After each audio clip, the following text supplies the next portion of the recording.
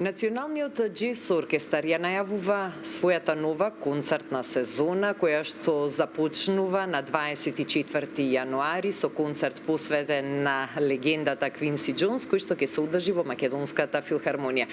А во присрет на концертот разговараме со директорот на Националниот џез оркестар Гоце Стевковски.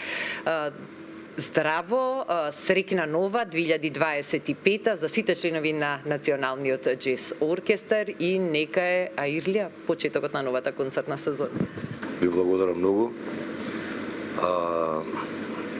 Ви благодарам исто за поканата за гостувањето на вашата телевизија. Ве очекувам за прашање понатека.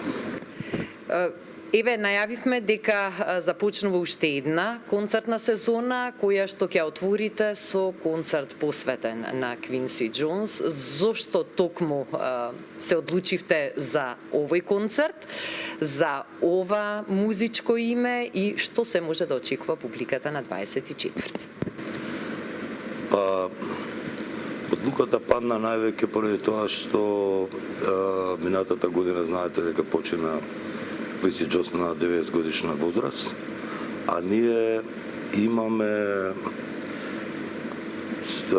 еден од концертите кои што ги правиме веќе подолг период наназад, се вика Џез лектира, кај што обработуваме по еден автор кој што е клучен, да речеме, за воопшто за џез музиката, а Квинси Џонс е воопшто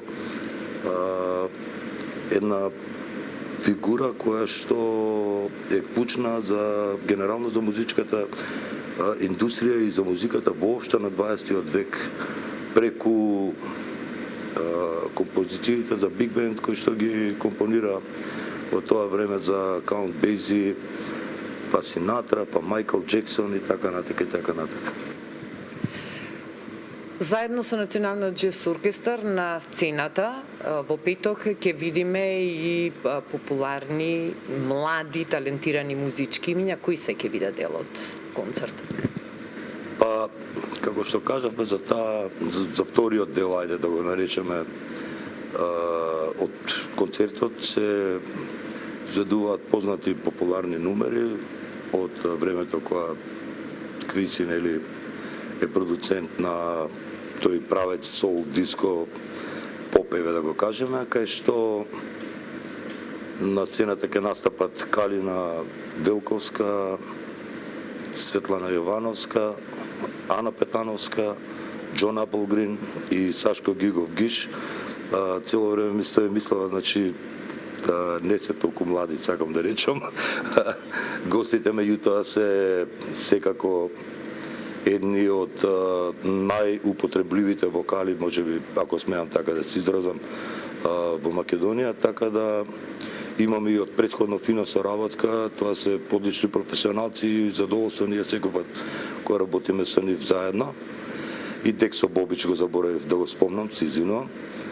Така да очекувајте една многу интересна вечер. Тоа мислам дека не треба да се пропушти, пошто навистина ќе биде ретка можност не покрај тој популарен, да кажеме, дел или генерално, пошто на Квинси сите аранжмани, сите композиции му се познати. Ќе изведеме исто дела кои што се од Квинси, кои што за прв пат ќе бидат изведени, неколку композиции, кои што до сега никаде во светот не се изведени. Тоа е многу интересна една приказна.